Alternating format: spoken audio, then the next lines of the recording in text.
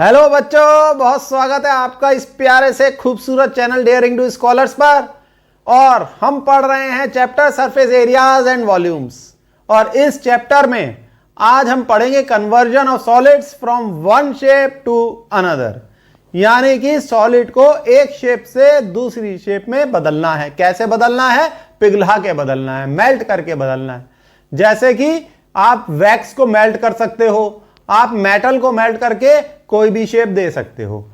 एक कंसेप्ट बस लगेगा इस पूरी एक्सरसाइज में जो आज मैं कराने जा रहा हूं, कि जब हम सॉलिड को पिघला के शेप चेंज करते हैं तो वॉल्यूम सेम रहता है। वॉल्यूम किसका सेम रहता है?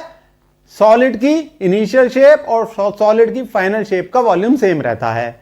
एग्जाम्पल से समझो, मान लो एक क्यूबॉइड है, उसको हमने सिलेंड्रिकल शेप में कन्वर्ट कर दिया, मतलब एक क्यूबॉइड को सिलेंडर में बदल दिया, तो जो क्यूबॉइड का वॉल्यूम था वही सिलेंडर का वॉल्यूम होगा। यही कंसेप्ट हम यूज करेंगे। और पहला क्वेश्चन आपके स्क्रीन पे ये आया। क्वेश्चन है, अ metallic sphere of radius 4.2 centimetre is melted and recast into the shape of a cylinder of radius 6 centimetre, find the height of the cylinder. Simple है, करो इसे ट्राई। बच्चों स्क्रीन पॉज करके पहले खुद ट्राई करो। बच्चों इस क्वेश्चन में स्फीयर को सिलेंडर में कन्वर्ट कर दिया गया, ठीक है। ये हो गया आपका स्फीयर और ये है आपका सिलेंडर। ये क्या है बच्चों? सिलेंडर। स्फीयर की रेडियस क्या है? R1 मान लो। स्फीयर की रेडियस हमने मान ली R1, वो दे रखी है 4.2 सेंटीमीटर। सिलेंडर की रेडियस मान ली R2, वो दिया है 6 सेंटीमीटर। सिलेंडर की हाइट क्या होगी? H2, वो कितनी दे रखी है? वो दे ही नहीं रखी, वो तो निकालनी है। बिल्कुल सही अंदाजा लगाया। कंसेप्ट क्या है कि volume of sphere is equal to volume of cylinder. भाई सिलेंडर को जब मेल्ट करोगे तो स्फीयर को जब मेल्ट करोगे और सिलेंडर बनाओगे तो ये जितना भी मेटल है स्फीयर का वो सिलेंडर में कन्वर्ट हो जाएगा। इसलिए वॉल्यूम स्फीयर का सिलेंडर के बराबर रहेगा। ये कंसेप्ट दिमाग में बिठा लो, ठीक है। तो लिख लो साहब, volume of sphere is equal to volume of cylinder. Exam में ये क्वेश्चन आ जाए ना तो ये डायग्राम मत बनाना बच्चों, खामोखा समय वेस्ट होगा। मैंने तो समझाने के लिए बना दिया है। स्फीयर का क्या वॉल्यूम होगा? 4/3 pi R1 cube. R1 radius लिए ना स्फीयर की, इज इक्वल टू सिलेंडर का क्या वॉल्यूम होगा? पाई R2 स्क्वायर H2। पाई से पाई कैंसिल, H2 निकालना है तो H2 हो जाएगा 4/3 R1 cube upon R2 square. बस बच्चों वैल्यू रख दो, ये R1 और R2 की दे ही रखी है। 4/3 इंटू R1 है 4.2, 4.2 इंटू 4.2 इंटू 4.2, R क्यूब है ना, 3 बार मल्टीप्लाई कर दिया। R2 है 6, तो 6 इंटू 6। अब इसे सॉल्व कर लो। देखो ये इससे कट गया ना 0.7। भाई 4.2 जब 6 से कटेगा तो 0.7, ये भी कट जाएगा 0.7, ठीक है। यहां तक तो समझ में आ गया। ये 3 से कट जाएगा, तो कितना होगा? 1.4। तो ये हो गया 4 इंटू, चलो एक स्टेप और करते हैं, 4 इंटू 0.7 इंटू 0.7 इंटू 1.4। इसे मल्टीप्लाई कर लो, ये हो जाएगा 49 और 0.49, और इसे 1.4 से मल्टीप्लाई किया, फिर 4 से 2.744 centimetre. This is your answer, ठीक है। तो इस सिलेंडर की हाइट होगी 2.744 सेंटीमीटर। आसान है। अब हम करेंगे अपना नेक्स्ट क्वेश्चन। नेक्स्ट क्वेश्चन है, metallic spheres of radii 6 centimetre, 8 centimetre and 10 centimetre respectively are melted to form a single solid sphere. Find the radius of the resulting sphere. करो बच्चों, इसे स्क्रीन पॉज करो। बच्चों इस क्वेश्चन में 3 छोटे sphere हैं और उन्हें मेल्ट करके एक बड़ा स्फीयर बना दिया गया है। तो भाई सिंपल सा कंसेप्ट है, तीनों छोटे स्फीयर्स का वॉल्यूम निकालो, उन्हें ऐड कर दो और this is equal to the volume of the large sphere. तो भाई डायग्राम बना देते हैं, पर आप एग्जाम में मत बनाना। ये छोटा स्फीयर, एक उससे और बड़ा स्फीयर, एक उससे और बड़ा, इनको मेल्ट करा और एक बड़ा स्फीयर बना दिया। ठीक है, इसकी रेडियस R1, इसकी रेडियस R2, इसकी R3 और इसकी रेडियस कैपिटल R। R1 है 6 सेंटीमीटर, ठीक, R2 है 8 सेंटीमीटर, R3 कितना है बताओ, 10 सेंटीमीटर और कैपिटल R निकालना है। ठीक है, तो हम ये लिख लेते हैं इन तीनों का वॉल्यूम इज इक्वल टू इसका वॉल्यूम।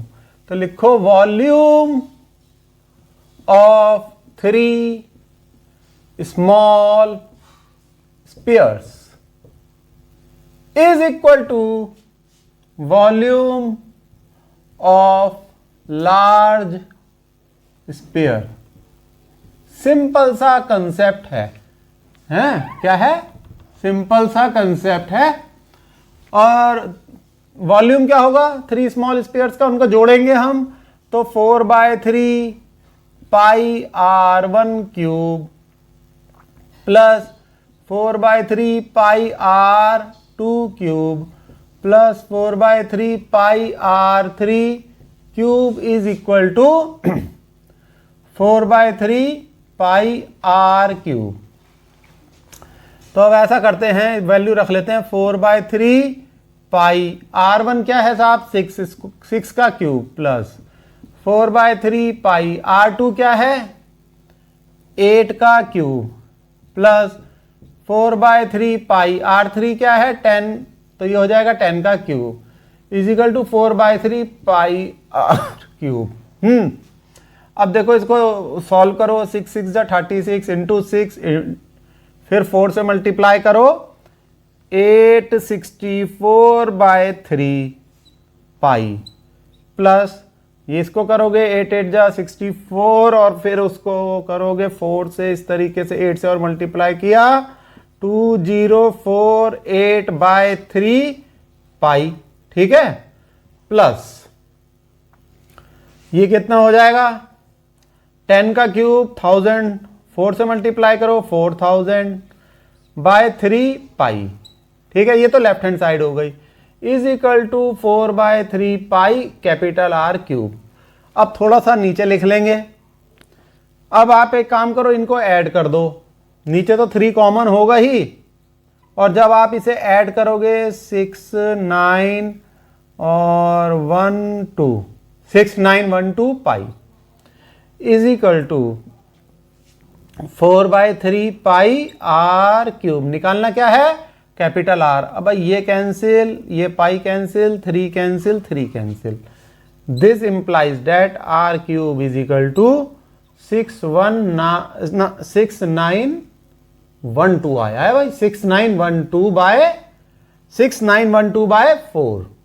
देखो बिल्कुल क्लियर हो गया। R3 is equal to R cube equal to 6912/4। ये 4 यहां आ गया ना। अब आप इसे सॉल्व करोगे तो R क्यूब आ जाएगा, देखो ये हो जाएगा 1, फिर रह जाएगा यहाँ 29 यानी 7, फिर रह जाएगा 2 और 8। R क्यूब क्या हो गया 1728।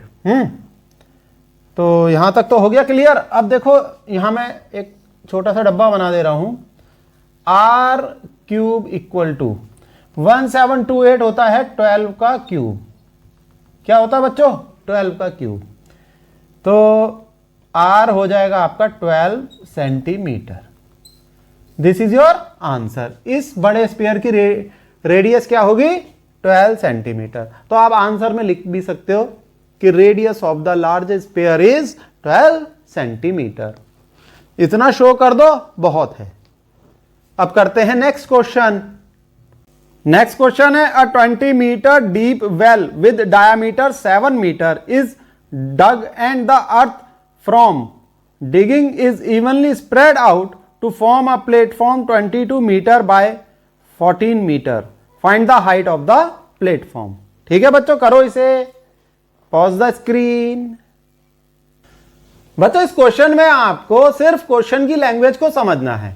देखो इसमें क्या दे रखा है कि एक कुआं खोदा गया, ठीक है, उस कुएं में से कुछ मिट्टी निकली। अच्छा, कुएं की आपको गहराई दे रखी है और उसकी डायमीटर भी दे रखी है। तो कुआं किस शेप का होता है? सिलेंड्रिकल शेप का होता है। तो उसमें से जो मिट्टी निकली उससे एक प्लेटफॉर्म बनाया गया। प्लेटफॉर्म किस शेप का होता है? प्लेटफॉर्म क्यूबॉइड शेप का होता है। तो इसमें कंसेप्ट क्या लगेगा? Volume of the cylinder is equal to volume of cuboid. बस सिंपल सा ये कंसेप्ट है। अब आपको क्या दे रखा है? अगर हम बात करें वेल की, यानी कि कुएं की, जो कि सिलेंड्रिकल शेप का है, तो इसकी आपको रेडियस, डायामीटर दे रखी है ना, डायामीटर है 7 सेंटीमीटर। D1 ले लो डायामीटर, तो रेडियस क्या होगी? 7/2 सेंटीमीटर, नहीं बच्चों मीटर दे रखी है, कुआं तो बहुत गहरा होता है ना, सेंटीमीटर तो छोटा हो गया। 7/2 मीटर। और इसकी हाइट भी दे रखी है आपको, हम मान लेते हैं उसे H1 विच इज 20 मीटर। तो रेडियस तो हो गई 7/2 मीटर, हाइट हो गई 20 मीटर। ये तो हो गई कुएं की कहानी, कुआं यानी वेल। और उसके बाद है प्लेटफॉर्म, प्लेटफॉर्म जो कि क्यूबॉइड शेप का होता है। तो इसकी आपको डायमेंशन दे रखी है 22 मीटर इंटू 14 मीटर। तो ये लेंथ दे रखी है और विड्थ दे रखी है, हाइट नहीं दे रखी, उसे मान लेते हैं h मीटर। ठीक, हाइट हमें निकालनी है। क्या निकालना है हमें? हाइट। तो सिंपल सा कंसेप्ट हम क्या लगाएंगे? Volume of well. वेल यानी कि सिलेंडर, ठीक है, वेल यानी cylinder is equal to volume of platform. Platform यानी कि क्यूबॉइड, प्लेटफॉर्म यानी कि क्यूबॉइड। सिलेंडर का वॉल्यूम होता है pi R1 square H1 equal to, और प्लेटफॉर्म का क्या वॉल्यूम होगा? Length into breadth into height. तो ये हो जाएगा पाई इंटू R1 है हमारा 7/2, इसका स्क्वायर यानी 7/2 को 2 बार मल्टीप्लाई कर दो, H है 20 is equal to length, length है 22, विड्थ है 40, ब्रेथ है 14 और हाइट है H। तो ये हमें निकालना है कैलकुलेट करके H। पाई की वैल्यू हम यहां पर 22/7 पहले से ही रख देते हैं भाई, क्योंकि कैलकुलेशन आसान हो जाएगी। क्या आसान हो जाएगी? कैलकुलेशन। 7 से 7 गया, ठीक है। अब देखो यहां 11 रह जाएगा 2 से कैंसिल होके, इस 2 से कैंसिल करोगे तो 20 का तो हो जाएगा भाई 10, ठीक। तो ये रह गया आपका 11 इंटू 7 इंटू 10, 11 इंटू 7 इंटू 10 और इज इक्वल टू 22 इंटू 14। अब यहां ले आते हैं हम इसे, इंटू एच और कर दो ना, एच तो निकालना है। H equal to 11 into 7 into 10 upon 22 into 14, ये इससे 2, 7 से 14 2 और यहां पर भी 2, ठीक है। तो 10/4 हो जाएगा, 10/4 यानी 5/2 विच इज 2.5 मीटर, ठीक है। तो ये हमारा आंसर हो गया। Height of the platform is 2.5 meter. इस क्वेश्चन में तो कैलकुलेशन भी इजी थी, सही है, आंसर निकल आया। अब करो भाई नेक्स्ट क्वेश्चन, सामने आने वाला आपके स्क्रीन पे। नेक्स्ट क्वेश्चन है, a well of diameter 3 meter is dug 14 meter deep, the earth taken out of it has been spread evenly all around it in the shape of a circular ring of width 4 meter to form an embankment. Find the height of the embankment. करो इसको, question को समझो। तो बच्चों इस case में भी जमीन में कुआं खोदा गया है, लेकिन इस बार प्रॉब्लम को थोड़ा सा डिफिकल्ट बनाया गया है। कोई बात नहीं, देखो भाई सीबीएसई का स्टैंडर्ड थोड़ा हाई तो है। तो सीबीएसई क्या, अब तो हर बोर्ड में क्वेश्चन पेपर का स्टैंडर्ड अच्छा होता है, तो इस तरीके के क्वेश्चन आने बिल्कुल लाजमी है, बिल्कुल आ सकते हैं, प्रैक्टिस करके जाओ साहब। तो देखो जमीन में कुआं खोदा गया है और कुआं खोदने के बाद उसके ऊपर एक एम्बैंकमेंट बनाया गया है। वो क्या होता है साहब, एक आपने देखा होगा ना, कुएं के चारों तरफ एक दीवार बना दी जाती है गोल। वो दीवार होती है हॉलो सिलेंडर की तरह। वो क्यों बना दी जाती है कि साहब कोई कुएं में गिर ना जाए, तो वो मान लो कोई चल रहा है रात में, वो कुएं में ना गिर जाए, तो वो दीवार उसे रोक लेती है। तो देखो आप इसको ऐसे समझो कि ये है ग्राउंड। क्या है ये? ग्राउंड। ठीक है, इसमें एक कुआं खोद दिया, ये खोद दिया कुआं। क्या खोद दिया? कुआं। अब इस कुएं की डायमीटर तो दे रखी है आपको 3 मीटर, बिल्कुल सही बात। और इसकी हाइट दे रखी है आपको 14 मीटर। यहां तक देखो समझ में आ गया? यहां तक तो कुछ नहीं है। कुआं खोद दिया, मिट्टी बाहर निकाली। जब कुआं खोदेगा तो उसमें से मिट्टी बाहर निकलेगी। उसी मिट्टी का इस्तेमाल किया गया है ऊपर वो गोल दीवार बनाने के लिए, जिसे कहते हैं एम्बैंकमेंट। अब देखो वो दो दीवार कैसी होगी? वो दीवार ऐसी होगी बच्चों, देखो उसकी इंटरनल डायमीटर हॉलो सिलेंडर की फॉर्म में होगी ना वो, तो उसकी इंटरनल डायमीटर तो सिलेंडर की डायमीटर के बराबर होगी, और वो दीवार कुछ मोटी होगी, वो ऐसे होगी। ठीक है, ये है वो दीवार जो कि मिट्टी की मदद से बनाई गई है। ठीक है, इसमें ना डायग्राम समझ में आना बड़ा ही जरूरी है। अब ये दीवार कैसी है? ये भी गोल है, हॉलो सिलेंडर की फॉर्म में। ठीक है, इमेजिन कर रहे हो, ये गोल है। तो इस दीवार को इस मिट्टी की मदद से बनाया गया है।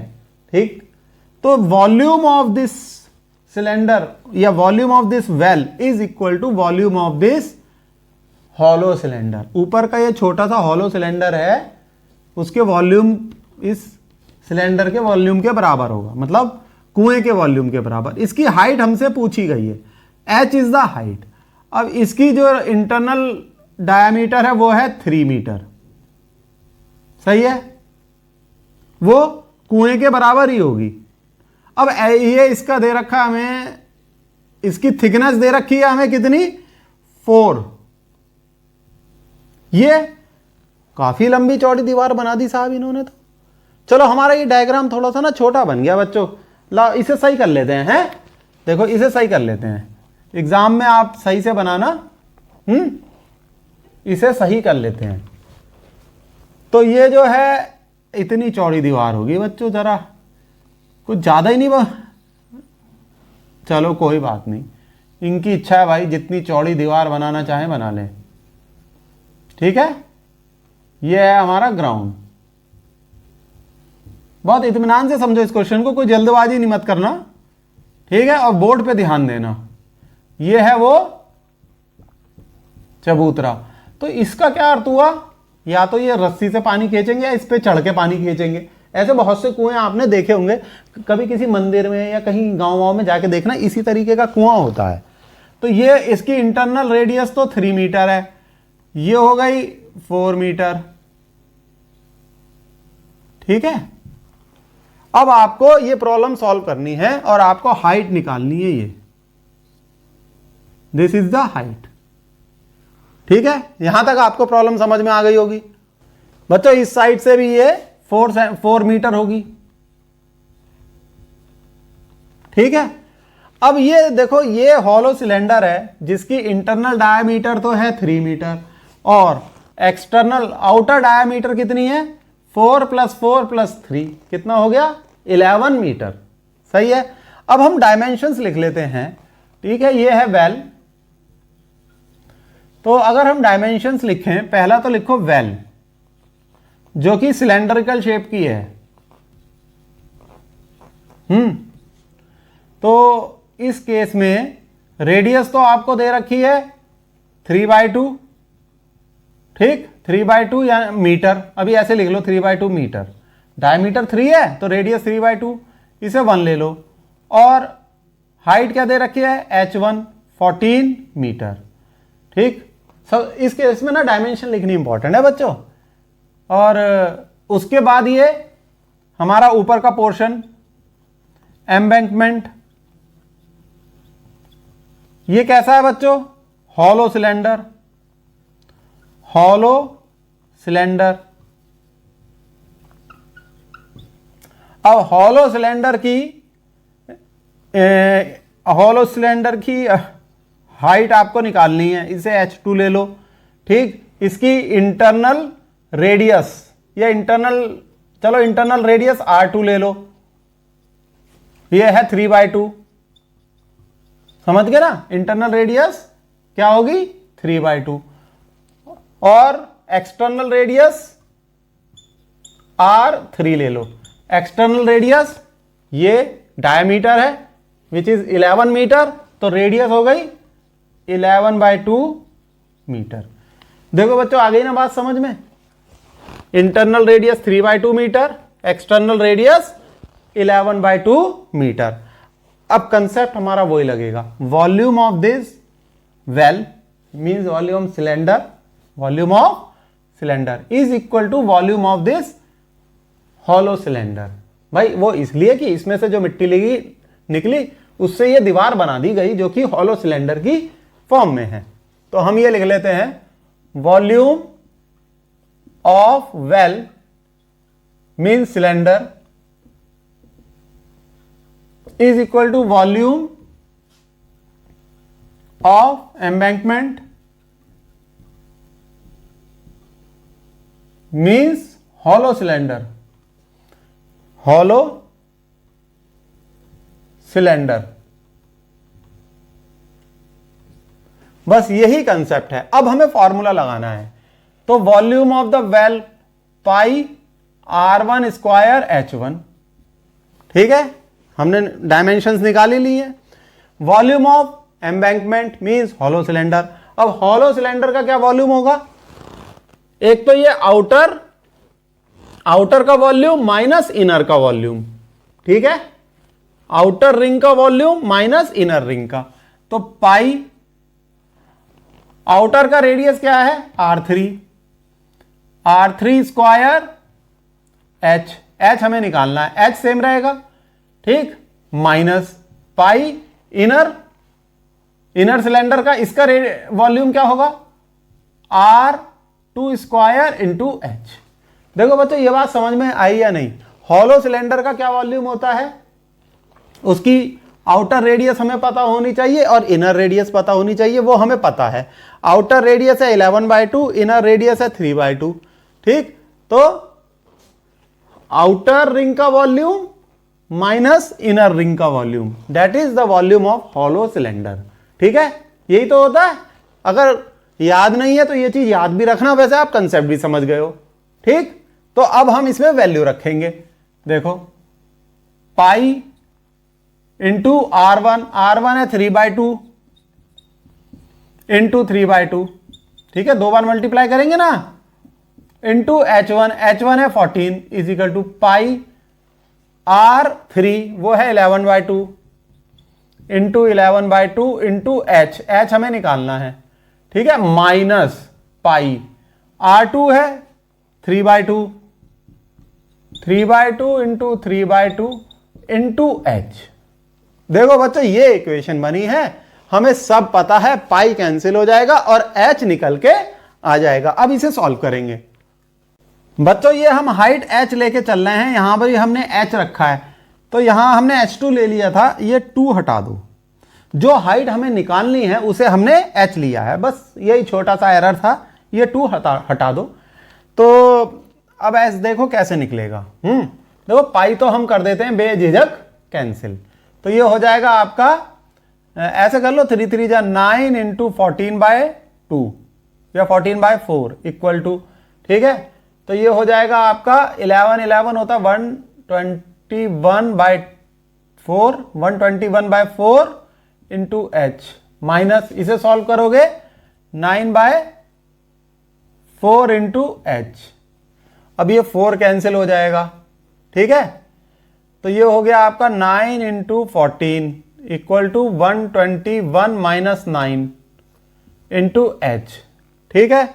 अब आप इसे करोगे तो ये H हो जाएगा आपका 9/8, इससे कैंसिल करा, this is 9/8, this is equal to h। तो h कितना हो जाएगा आपका 1.125 meter. This is your answer.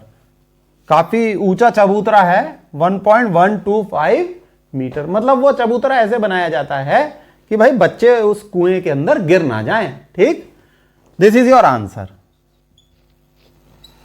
तो सही है ना बच्चों, देखो समझ में आ गया। ये बड़ा अच्छा क्वेश्चन है। बस सिंपल सा कंसेप्ट ये है कि जितनी मिट्टी इस कुएं में से निकली उससे ये एम्बैकमेंट बना दिया है, यानी volume of this well is equal to volume of this hollow cylinder. ये हॉलो सिलेंडर की फॉर्म में होता है। Concept clear?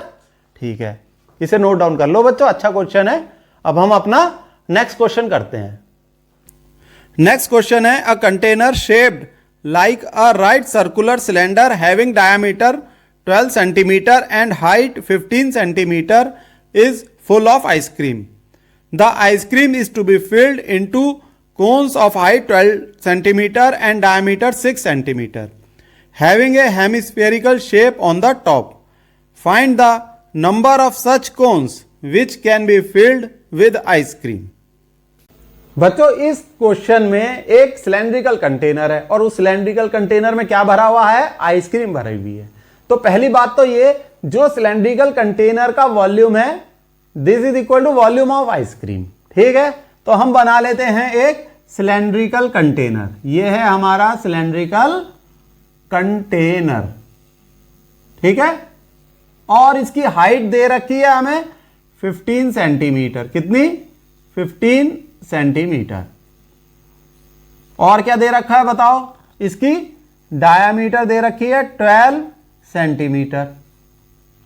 अब इस कंटेनर में आइसक्रीम क्यों है? वो इसलिए है जिससे बच्चे खाएं, बड़े भी खाएं। लेकिन किस तरीके से खाएंगे? इस कंटेनर में से आइसक्रीम लेके कोन में डाल दी जाती है, कोन में। ठीक है, ये आपने देखा भी होगा, इस शेप की कोन है। देखो ये है आपकी कोन। ठीक है, अब ये कोन है और जब इसमें आइसक्रीम भर दी जाती है यहां नीचे तक, तो ऊपर एक हेमिस्फेरिकल शेप आ जाती है। कैसी शेप आ जाती है बच्चों? ये आ जाती है हेमिस्फेरिकल शेप। और हमें ये दे रखा है, ये जो कोन है इसकी हाइट है 12 सेंटीमीटर। ठीक है, और ये जो डायामीटर है इस कोन की वो है 6 सेंटीमीटर। अब हमसे ये पूछा गया है कि इसमें जितनी आइसक्रीम है उससे कितनी कोन बन जाएंगी। तो इसमें सिंपल सा ये कंसेप्ट है कि ये जो सारी आइसक्रीम है वो इन अलग अलग कोनों में चली जाएंगी। सपोज मान लो n कोन्स बन गई, या हम एग्जाम्पल लेते हैं 8 कोन बन गई, तो इस कंटेनर की आइसक्रीम 8 कोन में चली जाएगी। 8 सिर्फ एक एग्जाम्पल है, आंसर नहीं, ये तो पूछा गया है। तो इसमें सिंपल सा कंसेप्ट लगेगा कि volume of this cylindrical container वो किसके बराबर होगा? Volume of this object. इसे एक ऑब्जेक्ट माना जाए और ये ऑब्जेक्ट किन दो सॉलिड्स का कॉम्बिनेशन मानेंगे हम? Cone and hemisphere. ठीक है, आई बात समझ में? फिर से समझो, वो ऐसा हम इसलिए कर रहे हैं क्योंकि इसके अंदर जो आइसक्रीम है उसका वॉल्यूम कितना है? इस कंटेनर के बराबर, और वो ट्रांसफर हो रही है कोन्स में, तो वॉल्यूम तो सेम रहेगा ना। ठीक है, बात समझ में आ गई? तो सबसे पहले हम निकालेंगे वॉल्यूम ऑफ क्या? वॉल्यूम ऑफ, बताओ, volume of cylindrical container. Volume of cylinder लिख दूं? वॉल्यूम ऑफ सिलेंडर यानी ये वाला सिलेंडर, और ये होता है पाई आर स्क्वायर एच। अब हम इनकी डायमेंशंस देख लें। इससे R1 ले लिया, वो कितना होगा? 12 डिवाइडेड बाय 2, डायमीटर 12 है तो 6 सेंटीमीटर। हाइट कितनी होगी? H1 ले ली 15 सेंटीमीटर। अब ये जो दूसरा ऑब्जेक्ट है, यहां लाइन खींच लेते हैं। दूसरा ऑब्जेक्ट दो ऑब्जेक्ट से बना हुआ है, नीचे कोन ऊपर हेमिस्फीयर। अब कोन की बात करें तो हाइट कितनी होगी? मान लो ले ली H2 12 सेंटीमीटर, और रेडियस कितनी होगी? R2। रेडियस कितनी होगी? डायमीटर तो भाई 6 सेंटीमीटर दे रखी है, रेडियस 3 सेंटीमीटर होगी। ठीक है भाई, डायमीटर का आधा। अब हेमिस्फीयर की बात करें, हेमिस्फीयर,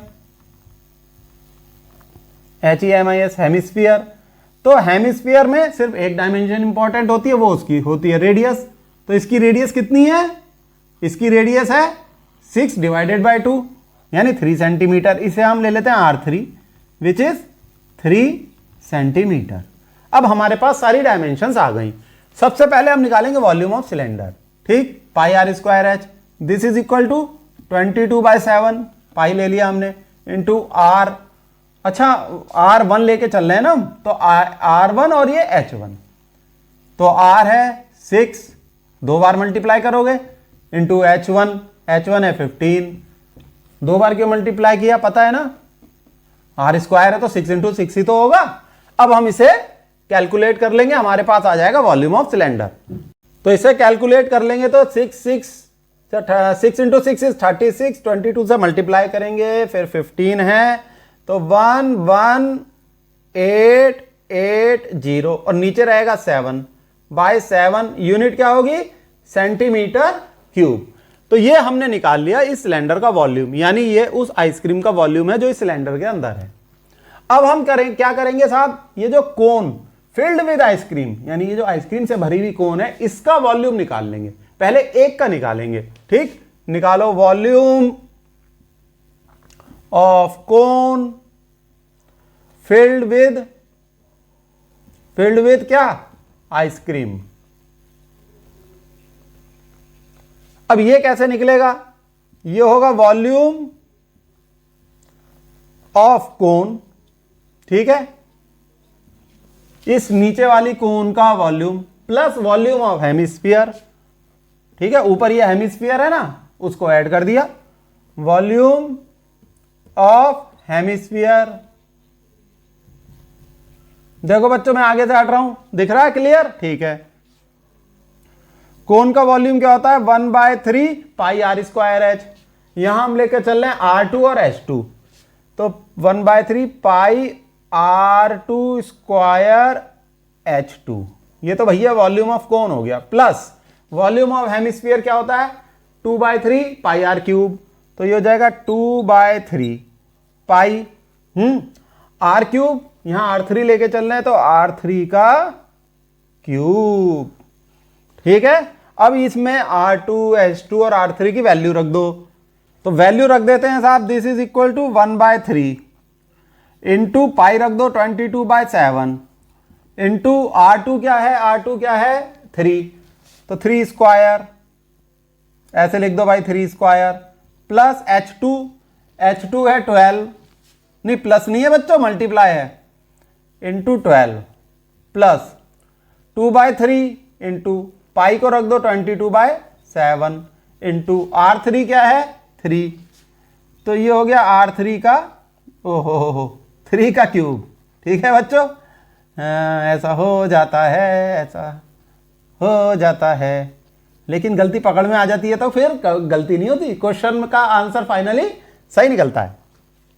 अब हम क्या कॉमन ले सकते हैं? देखो 1/3 ले लेंगे, ठीक है भाई ले लिया, 22/7 ये भी ले सकते हैं, इंटू 3 का स्क्वायर ये भी ले सकते हैं, यहां इसमें रह गया 12 प्लस 2 इंटू 3, 2 इंटू 3, इसका 3 रह जाएगा ना, दिस इज इक्वल टू, यहां से ये 3 इस स्क्वायर को कैंसिल हो जाएगा, तो 22 इंटू 3/7, ठीक है। देखो बच्चों 22 इंटू 3/7 तो यहां लिख लिया हमने, अंदर क्या रह गया?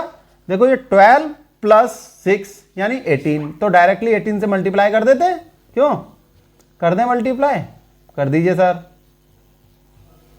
ये हमने 18 से मल्टीप्लाई कर दिया। अब देखो क्या आ रहा है वॉल्यूम, तो बच्चों इसको हम अगर मल्टीप्लाई करेंगे 22 इंटू 3 इंटू 18, 118 और फिर 8/7 सेंटीमीटर क्यूब, ठीक है। यहां लाइन खींच लेते हैं जिससे कोई कंफ्यूजन ना हो।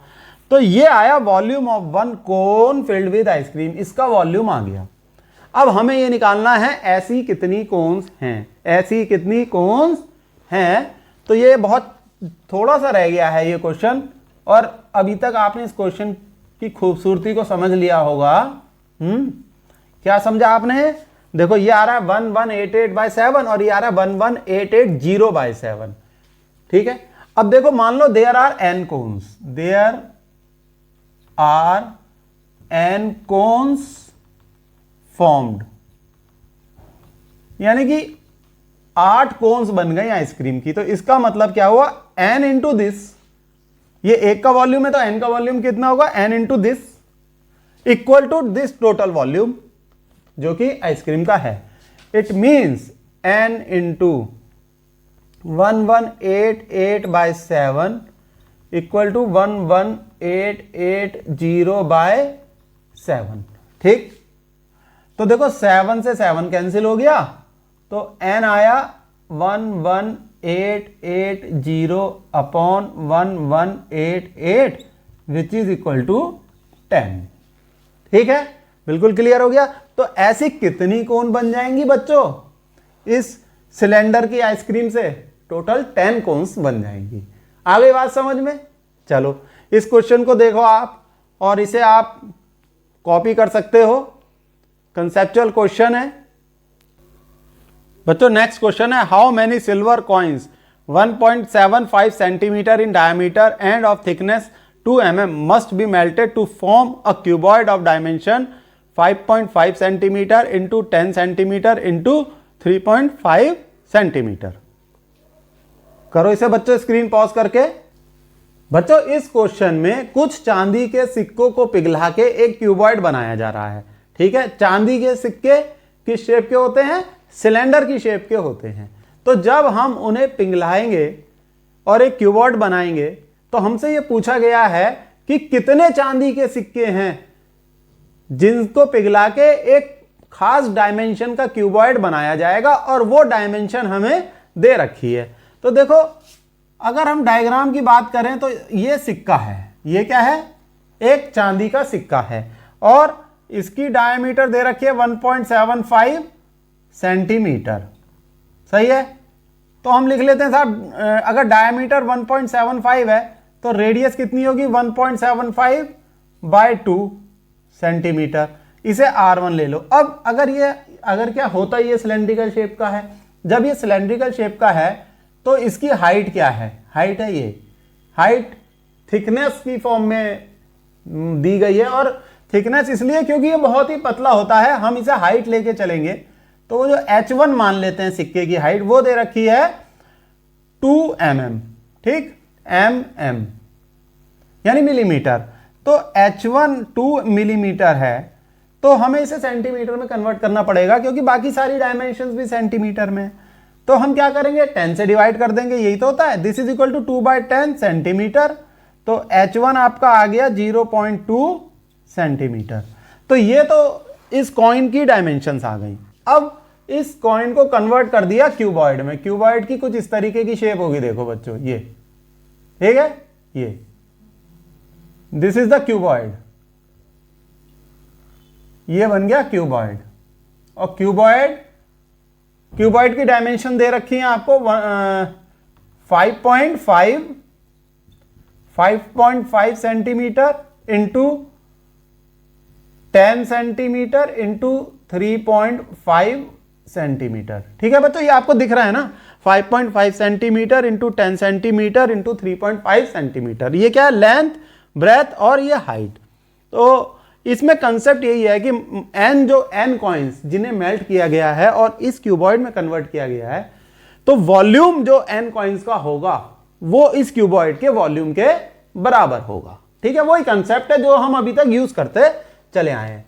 तो पहले तो हम इस एक सिक्के का, एक कॉइन का वॉल्यूम निकाल लेते हैं।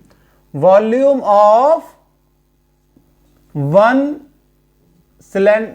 कॉइन सिलेंड्रिकल शेप का होता है, इसलिए πr²h। R1 और H1 ले लो, ठीक है, R1 और H1 लेके चल रहे हैं।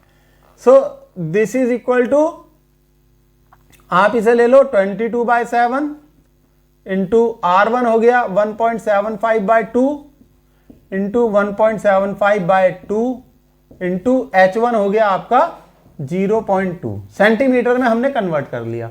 याद रखना, जब मिलीमीटर को सेंटीमीटर में कन्वर्ट करते हैं तो 10 से डिवाइड कर देते हैं वैल्यू को, ठीक है। अब इसे हम कैलकुलेट करेंगे। ये वैल्यू आ जाएगी 13 पॉइंट, ये थोड़ी डिफिकल्ट कैलकुलेशन है, रफ वर्क में कर लेना बच्चों। 13.475 बाय 28,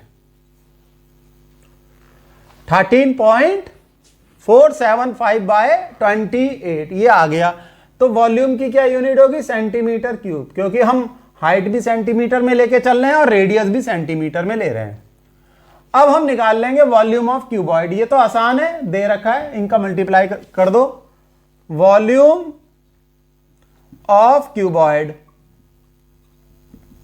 तो ये कितना हो जाएगा? 5.5 इंटू 10 इंटू 3.5, तो ये तो हो जाएगा 10 से मल्टीप्लाई करोगे 55, 55 इंटू 3.5 यानी 192.5 यूनिट हो जाएगी सेंटीमीटर क्यूब। तो ये हो गया वॉल्यूम ऑफ क्यूबॉइड। अब अगर n कॉइन्स यूज हुए हैं, then n into number, n into volume of coins, volume of one coin, ठीक है। n into volume sorry volume of one coin का क्या अर्थ हुआ? n से क्यों मल्टीप्लाई किया? क्योंकि एक का वॉल्यूम हमने निकाल लिया, n से मल्टीप्लाई कर दोगे तो वो वॉल्यूम ऑफ n कॉइन्स हो जाएगा, is equal to volume of cuboid. बस यही कंसेप्ट है, सिंपल सा, ठीक है। तो ये हो जाएगा 13 n into this value 13.475 by 28 is equal to 192.5, ये वाली वैल्यू रख देंगे। बस n निकाल लो, सिंपल कैलकुलेशन है। तो आपका n हो जाएगा 192.5 इंटू 28 डिवाइडेड बाय 13.475, ठीक है। 28 से मल्टीप्लाई हो गया, इससे डिवाइड हो गया, तो आ गया आपका 400, ठीक। n आ जाएगा आपका 400 और ये आंसर होगा। तो बाद में ऐसे भी आंसर लिख देना, number of coins required to form a cuboid, to form a cuboid, ठीक है, to form a cuboid is equal to 400। This is answer. अब हम नेक्स्ट क्वेश्चन करेंगे बच्चों। नेक्स्ट क्वेश्चन है, a cylindrical bucket 32 centimeter height and with radius of base 18 centimeter is filled with sand. This bucket is emptied on the ground and a conical heap of sand is formed.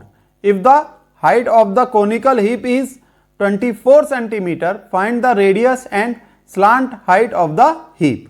बच्चों pause करके करो इसे, फिर मैं एकदम से प्रकट होता हूं, इस क्वेश्चन को करूंगा। बच्चों इस क्वेश्चन में एक सिलेंड्रिकल बकेट है। बकेट यानी कि आप ये इमेजिन करो एक सिलेंड्रिकल बाल्टी है और बाल्टी के अंदर ऊपर तक रेत भरी हुई है, ठीक है। तो पहले तो बना लेते हैं एक सिलेंड्रिकल बाल्टी। लो ये हमने बना दी सिलेंड्रिकल बाल्टी और इसकी हाइट दे रखी है 32 सेंटीमीटर। कितनी दे रखी है? 32 सेंटीमीटर और इसकी रेडियस भी दे रखी है 18 सेंटीमीटर, ठीक है बच्चों। तो काम की तो सारी इंफॉर्मेशन सिलेंड्रिकल बाल्टी के बारे में दे दी। इसमें ऊपर तक रेत भरी हुई है बच्चों, यहां तक। अब इस बाल्टी को उल्टा कर दिया और रेत निकाल ली, मतलब ऐसे उल्टा करा और बाल्टी खींच ली, तो रेत यहां आ जाएगी जमीन पर। तो रेत की क्या शेप होगी? वो एक कोनिकल शेप बन जाती है रेत की। तो इस शेप की बन गई कोनिकल शेप। मान लो ये है वो रेत। तो इस कोन की जो हाइट है वो दे रखी है 24 सेंटीमीटर और इस कोन की डायमेंशन हमसे पूछी गई है कि स्लांट हाइट कितनी है। तो ये कोन क्या है? ये रेत है बच्चों, रेत।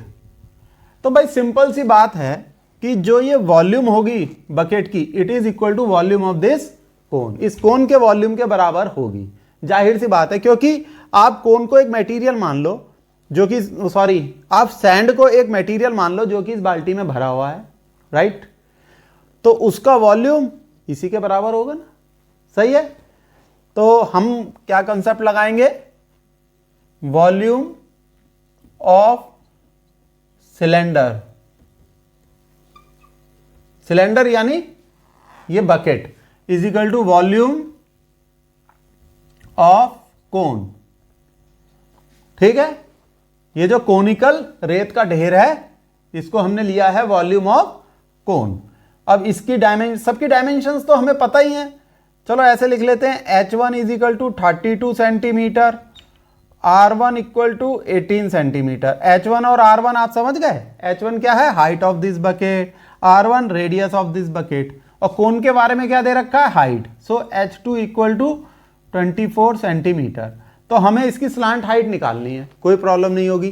पहले वॉल्यूम ऑफ सिलेंडर क्या होता है, pi R1 square H1 equal to volume of cone क्या होगा, 1/3 पाई R2 स्क्वायर इंटू H2, ठीक है। H2 दे रखा, R2 निकल जाएगा, तो पाई से पाई कैंसिल, R1 स्क्वायर क्या हो गया, 18 इंटू 18, ठीक है। 18 को 2 बार मल्टीप्लाई कर दिया इंटू H1 है 32 is equal to 1/3 into R2 square हुआ आपका, R2 स्क्वायर तो निकालना है, R2 स्क्वायर इंटू H2 क्या है, 24। बस अब इसे आप सॉल्व कर लो, तो ये देखो ये कैंसिल हो जाएगा 8, ठीक है। और यहाँ आराम से सॉल्व हो जाएगा, इसमें मुझे लग नहीं रहा है ज़्यादा परेशानी होगी। R2 square is equal to 18 into 18 into 32 by 8, ठीक है बच्चों। बहुत इजी कैलकुलेशन है ये भाई। ये 32 तो आपका कैंसिल हो गया, यहाँ 4 आ गया, तो R2 हो जाएगा आपका अंडर रूट ऑफ 18 इंटू 4, तो एक 18 बाहर निकल जाएगा और 4 का जो अंडर रूट होगा वो होगा 2। तो R2 हो गया आपका 36 सेंटीमीटर। तो R2 तो निकल आया, R2 मीन्स इस कोन की रेडियस निकल आई, ये डिस्टेंस निकल आया R2, ठीक है। कितना निकला R2, 36 सेंटीमीटर। अब स्लांट हाइट क्या होती है, अगर हम इसे ABC माने तो BC is the slant height, जिसे हम डिनोट करते हैं L से, ठीक है। और L क्या होता है आपका, स्लांट हाइट पूछिए ना हमसे, लिख लेते हैं स्लांट हाइट, ये डिनोट होता है L से, which is under root of R square plus H square. So this is under root of R square means 36 का square,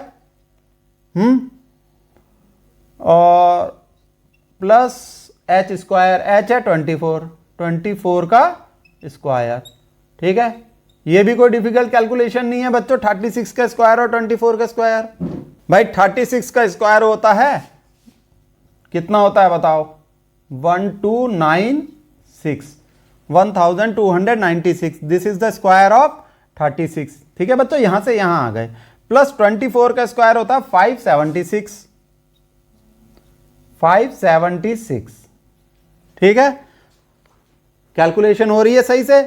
so this is equal to under root of 1872।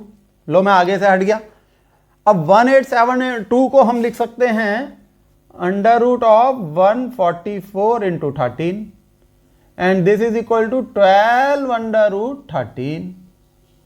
Unit होगी centimeter, क्या होगी unit, centimetre. Unit जरूर लिख देना बच्चों।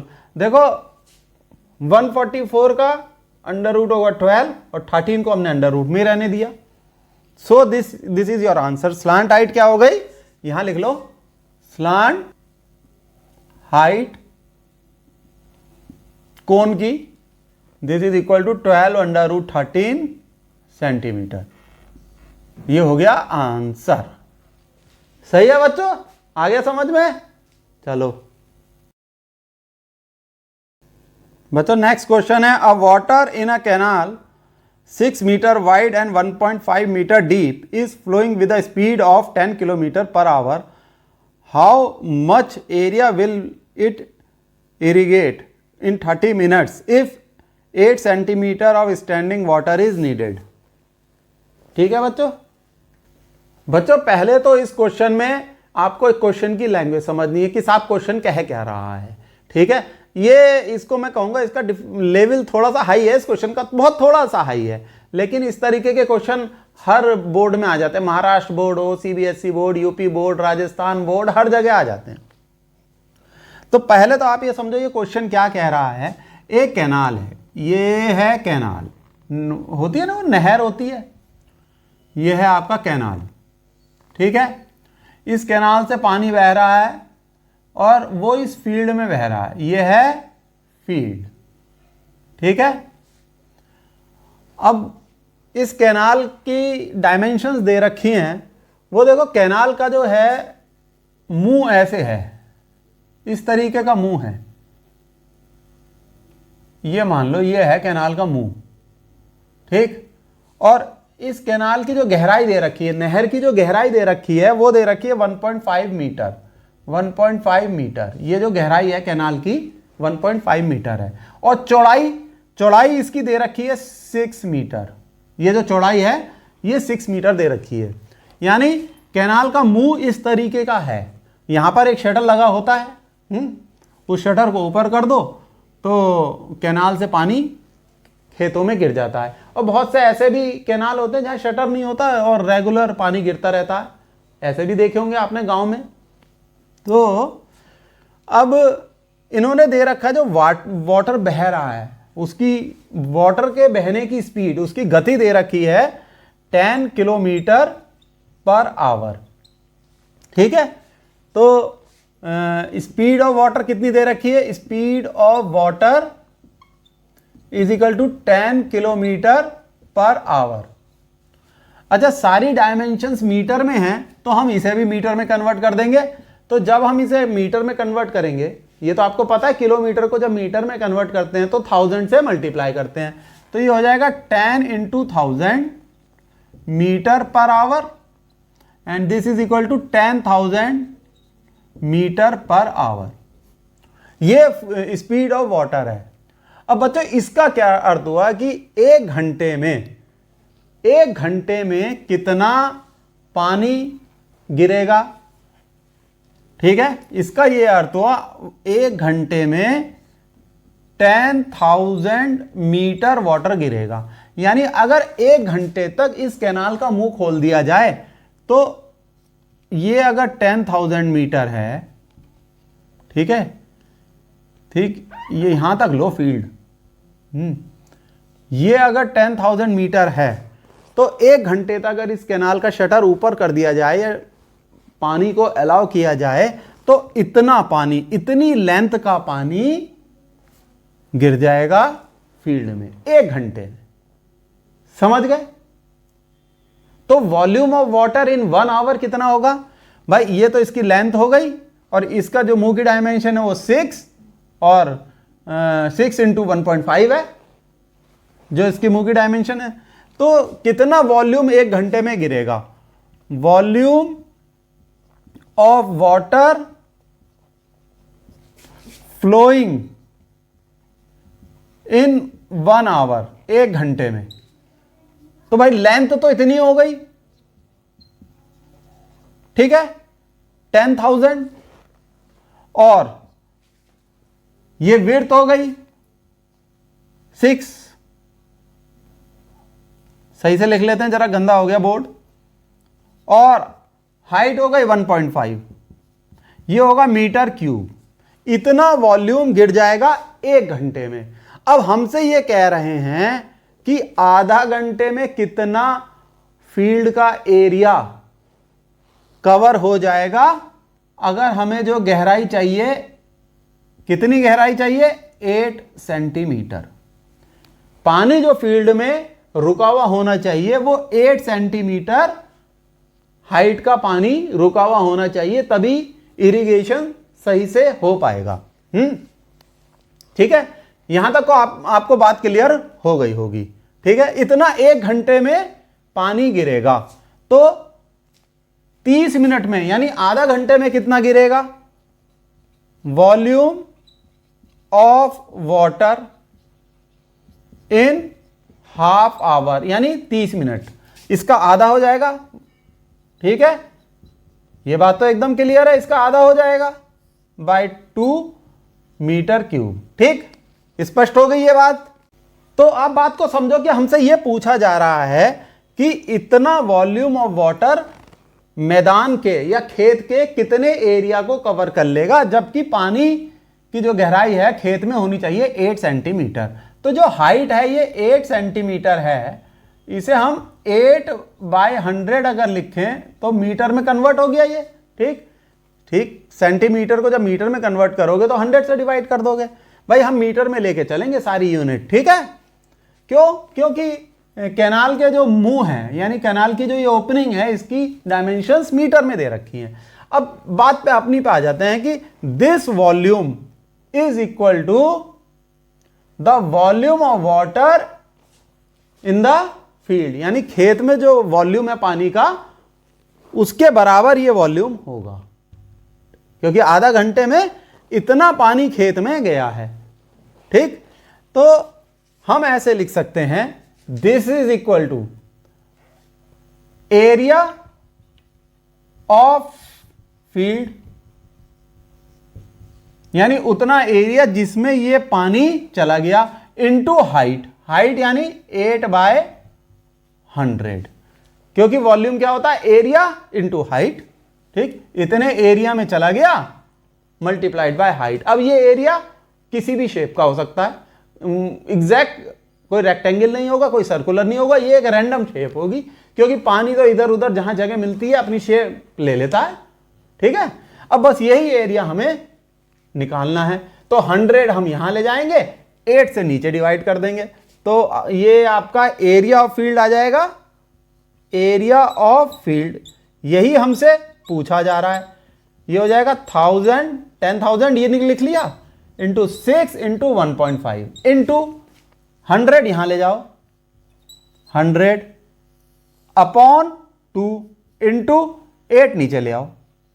बस फटाफट अब इसे सॉल्व कर डालो, यही आपका आंसर होगा।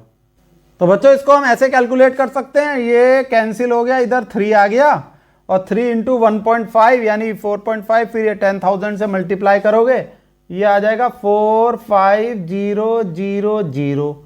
एक ये हो गया इसका। ठीक है, इन तीनों को मल्टीप्लाई करोगे तो 45000 फिर 100 अपॉन नीचे 8 रह जाएगा, तो ये आ जाएगा आपका, ये कैंसिल होके आ गया 56250 मीटर स्क्वायर। ठीक है, इतना एरिया इरिगेट हो जाएगा। ठीक, आ गई ये बात समझ में? कई बार हेक्टर में पूछ लिया जाता है, तो हेक्टर में मैं यहां निकाल देता हूं एरिया इन हेक्टर, तो कई बार आ जाता है ऑप्शन में, तो आप इसको 10,000 से डिवाइड कर दो। दिस इज इक्वल टू 56250, 10,000 से डिवाइड कर दो, तो यहां पर डेसिमल आ जाएगा 56 के बाद 5625 हेक्टर। ठीक है, वैसे तो क्वेश्चन यहीं पर कंप्लीट हो गया, ये आंसर है, लेकिन एरिया अगर हेक्टर में पूछा जाए तो 10,000 से मीटर स्क्वायर को डिवाइड कर देते हैं। ठीक है, हो गया, याद रखोगे। अगर एरिया मीटर स्क्वायर में है और आपको हेक्टर में कन्वर्ट करना है तो 10,000 से डिवाइड कर दो, काम खत्म। A farmer connects a pipe of internal diameter 20 centimeter from a canal into a cylindrical tank in her field, which is 10 meter in diameter and 2 meter deep. If water flows through the pipe at the rate of 3 km per hour, in how much time will the tank be filled? करो बच्चों इसे। तो बच्चों ये भी देखो समझने लायक question है, और इसमें भी आपको वाटर का फ्लो रेट दे रखा है 30 किलोमीटर पर आवर। तो एक बात तो आप ये याद रखो, जब वाटर का फ्लो रेट दे रखा है, देखो जैसे ये पाइप है, अच्छा इन्होंने कैनाल बोल रखा है और इंटरनल डायमीटर दे रखी है तो इसका अर्थ है कि इस क्वेश्चन में कैनाल का मुंह कैसा है, मतलब कैनाल की जो ओपनिंग है वो सर्कुलर है। ठीक, तो जब इसमें आपको फ्लो रेट दे रखा है 3 किलोमीटर पर आवर, ठीक है, 3 किलोमीटर पर आवर, और इसको हम मीटर में कन्वर्ट करेंगे तो ये हो जाएगा 3000 मीटर पर आवर। ठीक है, this is flow rate, flow rate. तो ये तो आपको पता है, जब किलोमीटर को मीटर में कन्वर्ट करते हैं तो 1000 से हम मल्टीप्लाई कर देते हैं, इसमें कोई नई बात नहीं है। लेकिन अब जो जानने वाली बात है, मैंने पिछले क्वेश्चन में भी बताई थी कि 3000 मीटर पर आवर का ये अर्थ हुआ कि अगर हम इस कैनाल की लेंथ 3000 मीटर मानते हैं, हो सकता है 3000 से ज्यादा हो, बहुत ज्यादा हो, लेकिन हम 3000 मीटर लेके चल रहे हैं, तो 1 घंटे में इतनी लेंथ का पानी टैंक में गिर जाएगा, 1 घंटे में। ठीक है, 2 घंटे में कितना गिरेगा, इससे दुगनी लेंथ का पानी टैंक में गिर जाएगा। आधा घंटे में यानी 30 मिनट्स में कितना गिरेगा, इससे हाफ लेंथ का, यानी ये 3000 है तो वो 1500 लेंथ का पानी यूं टैंक में ऐसे बह के गिर जाएगा। ये बात समझ में आ गई, फ्लो रेट हम कैसे यूज करते हैं। ठीक, और इसी से हम वॉल्यूम ऑफ वाटर निकाल लेते हैं। अब जैसे हमें क्वेश्चन इस तरीके से है, ये है टैंक और इसमें से ऐसे पानी बह रहा है, और ये जो ओपनिंग है कैनाल की ये सर्कुलर है, और इसकी डायामीटर कितनी दे रखी है मेरे, हाँ इसकी डायामीटर दे रखी है, यहां लिख लेते हैं, ये जो डायामीटर है दिस इज 20 सेंटीमीटर। तो ऐसे डी इज 20 सेंटीमीटर, डी ले लेते हैं हम इसे, तो इसकी रेडियस कितनी हो जाएगी 10 सेंटीमीटर। ठीक है, अब इसको भी चलो अभी तो इसको देख लेते हैं, इसका एरिया कितना हो जाएगा, एरिया हम इसका एरिया लेके चल रहे हैं इसकी ओपनिंग का, तो सर्कुलर ओपनिंग है तो पाई आर स्क्वायर, तो पाई इंटू 10 का स्क्वायर, और यूनिट क्या होगी सेंटीमीटर स्क्वायर। लो मैं बोर्ड के आगे से हट गया। ठीक है, ये बात समझ में आ गई। इस सर्कुलर ओपनिंग का एरिया हो गया pi into 10 square centimeter square, और हमें पता है कि 1 centimeter is equal to 1/100 meter. ये मैं क्यों बता रहा हूं, क्योंकि यहां पर भी हमें मीटर में कन्वर्ट करना पड़ेगा एरिया को। फ्लो रेट भी हम मीटर में कन्वर्ट कर चुके हैं। ठीक, बात समझ में आ गई। ठीक, तो अब हम क्या करेंगे, इसको 10 स्क्वायर को हम लिख लेंगे 100, 10 का स्क्वायर 100 ही होता है। अब सेंटीमीटर स्क्वायर को जब मीटर में कन्वर्ट करोगे तो क्योंकि स्क्वायर है तो इसलिए 2 बार 1/100 से मल्टीप्लाई करना पड़ेगा। अब ये हो गया मीटर स्क्वायर में, अब ये किस में हो गया बच्चों, मीटर स्क्वायर में। अब जब हमने ऐसा कर दिया, ये 100 कैंसिल, ये कैंसिल, तो ये हो जाएगा आपका π/100 मीटर स्क्वायर।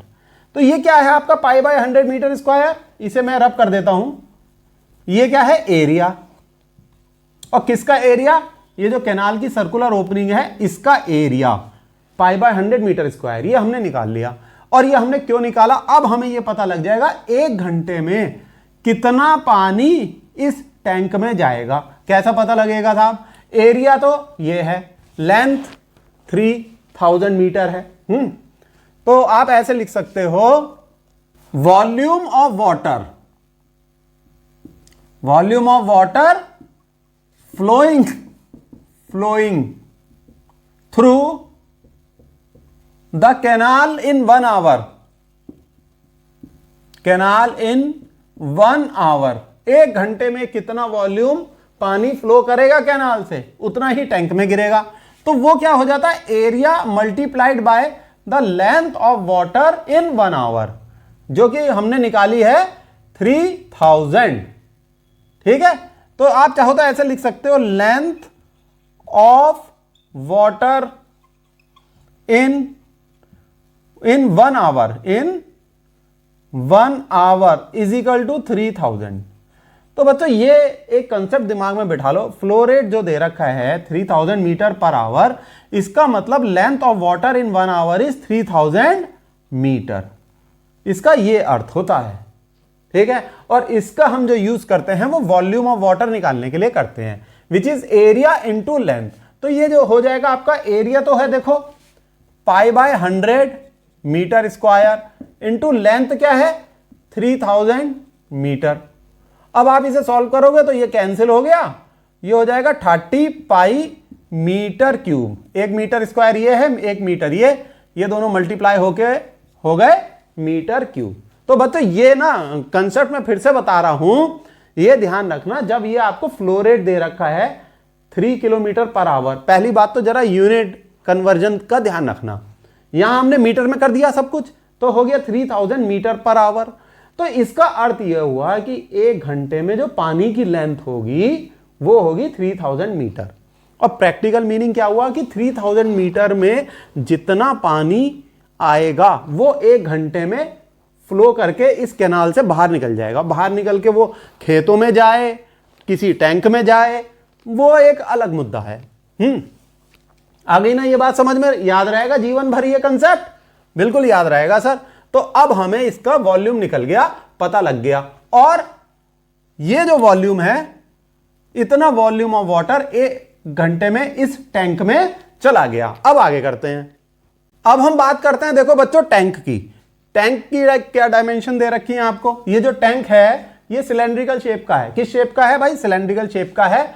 और इसकी डायामीटर है 10 मीटर और इसकी जो डेप्थ है हम इसे h ले लेते हैं विच इज 2 मीटर। यानी ये जो गहराई है ये 2 मीटर है, ठीक है, और डायामीटर है 10 मीटर। तो रेडियस कितनी हो गई इसकी? 10/2 विच इज 5 मीटर। ये डायमेंशन दे रखी है इस टैंक की और इस टैंक को भरना है। जब इसे भरना है तो इसका हमें वॉल्यूम निकालना पड़ेगा कि कितना वॉल्यूम पानी इसमें आएगा। और पूछा क्या है कि ये कितने समय में भरेगा है? तो अब निकालो पहले वॉल्यूम ऑफ टैंक। अब भैया ये सिलेंड्रिकल है तो πr²h, भाई ये होगा इसका वॉल्यूम। तो देखो 22/7, अच्छा अभी पाई रहने दो, पाई को पाई रहने दो, इंटू r², r है 5 यानी 5 का स्क्वायर इंटू h। ठीक है, यहां लाइन खींच लें, कभी कंफ्यूज हो जाओ आप। h क्या है बच्चों? h है 2। ठीक है, ये सब हमें दे रखा है। तो देखो 5 5 जो 25, 25 इंटू 2 इज 50, तो ये हो जाएगा आपका 50 पाई मीटर क्यूब। तो वॉल्यूम ऑफ टैंक क्या हो गया? 50 पाई मीटर क्यूब। अब आपसे पूछा है इतना पानी कितनी देर में भरेगा, और हमें क्या पता है, यहां एक लाइन खींचते हैं, हमें यह पता है कि 1 घंटे में इतना मीटर क्यूब पानी भरता है। तो हम देखो यूनिटरी मेथड लगा देंगे। ठीक है, वो कैसे लगेगा कि 30 पाई मीटर क्यूब पानी कितनी देर में भरा? 1 घंटे में। 30 पाई मीटर क्यूब पानी बच्चों कितनी देर में भरा? 1 घंटे में। 1 मीटर क्यूब पानी कितनी देर में भरेगा? बताओ बच्चों। 1/30 पाई इतने घंटे में। देखो 1 मीटर क्यूब पानी भरेगा 1/30 पाई आवर्स, और हमें निकालना है इसका 50 पाई मीटर क्यूब पानी कितने घंटे में भरेगा बच्चों? दिस मल्टीप्लाइड बाय 50 पाई। तो ये हो जाएगा 50 पाई अपॉन 30 पाई आवर्स। पाई से पाई कैंसिल, ठीक है, 0 से 0 कैंसिल।